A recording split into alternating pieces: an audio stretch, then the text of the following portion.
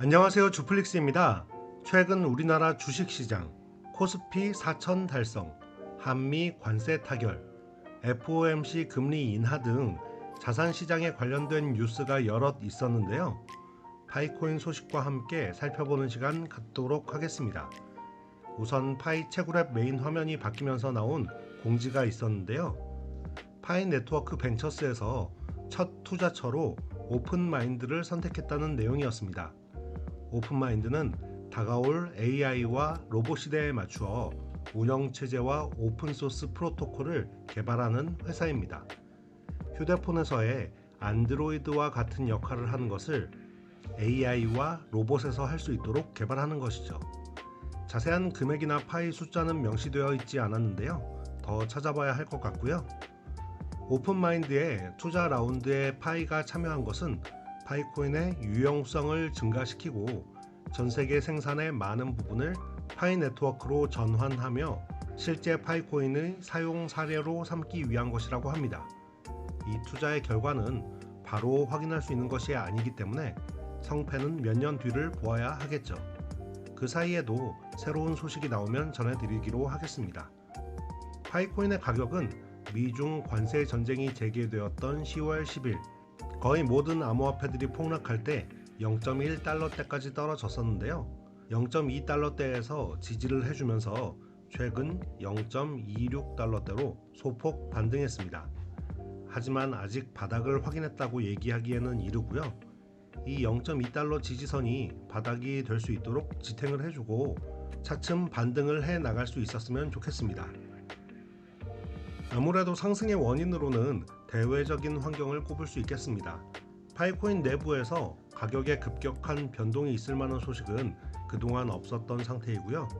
지금까지 금, 주식, 코인 할 것 없이 다 오르는 시장이었습니다.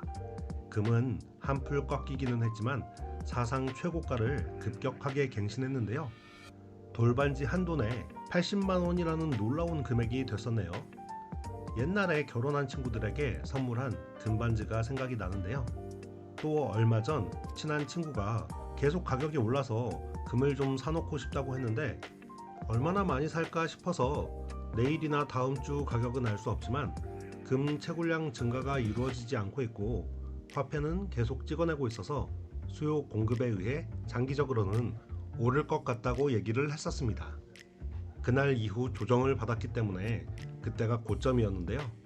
사더라도 분산 매수하라는 얘기를 덧붙여 줄 걸 하고 후회하고 있습니다.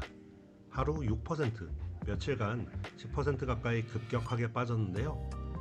장기적인 안목에서 매수한 것이니 언젠가 더 오를 날이 올 거라고 생각합니다. 주식 시장도 살펴보면 작년에는 국장 탈출은 지능순이라는 얘기가 있었을 정도였는데요. 저도 작년 우리나라 주식을 다 팔았다가 올해 정권이 바뀌면서 다시 진입을 했습니다. 거시적으로 봤을 때 이번 정부가 추진하는 증시 부양 정책과 돈을 많이 찍어서 뿌릴 것 같다는 생각 때문이었는데요. 이 정도까지 잘 될지는 몰랐지만 생각대로 잘 흘러갔던 것 같습니다. 4만원대의 삼성전자가 얼마 지나지 않은 것 같은데 10만원도 돌파했네요. 저의 한 지인은 국장 수익에 만족하고 전액 현금화했다고 하는데요. 저는 수익을 일부만 실현하고 일부는 계속 들고 있습니다. 이제 슬슬 코스피 5천 이야기도 나오는데요. 어디가 고점일지는 알 수 없습니다. 하지만 정책 기조가 유지되고 어제 한미 관세도 나쁘지 않게 타결되었으며 전 세계적으로 AI 불장이 진행 중인데 AI의 두뇌도 중요하지만 결국 전자기기에는 수많은 반도체도 들어갈 수밖에 없기 때문에 우리나라 시장이 강점이 있다고 보고 아직 더 오를 여력은 있다고 생각하고 있습니다. 미국 빅테크들의 우리나라 투자도 계속 소식이 들려오고 있고요. 아마존에서만 7조, 다른 기업까지 하면 이번 에이펙에서 13조 투자 유치를 받았다는 뉴스도 긍정적이었습니다. 그래서 국내 주식을 일부 수익 실현하고 들고 있는 이유고요. 어제 미국 FOMC에서 금리 인하가 발표되었습니다. QT도 멈춘다고 소식이 나오면서 세상에 돈이 더 많이 찍혀서 풀릴 거라는 예상을 할 수 있겠네요. 자산 가격은 그럼 보통 올라야겠지만 기대감에 미리 오른 부분도 있었을 것이고 단기적으로는 미국 증시나 암호화폐 시장이 반대로 하락했습니다. 사실 비트코인은 다른 해와 비교해서 올해 큰 변동폭이 있었다고 보기는 어려울 만큼 10만 달러 부근에서 움직였는데요. 그동안 힘이 응축되었고 조만간 큰 움직임이 나타날 거라고 생각합니다. 올해 7월과 비교해도 현재 더 낮은 가격에 위치하고 있고요. 세계 각국의 정책이나 환경을 고려했을 때 내년은 4년 주기 사이클을 고려한다면 하락 시기임에도 불구하고 이제는 사이클이 더 이상 작동하지 않고 상승을 하지 않을까 생각하고 있습니다. 급등을 하면 조정도 오는 것이 일반적인데요. 이번 금 차트에서도 느꼈던 것처럼 포모가 와서 매수를 하더라도 분할, 수익을 실현하더라도 분할로 해야 하는 것이 안전하다고 다시 한번 생각해 보게 됩니다.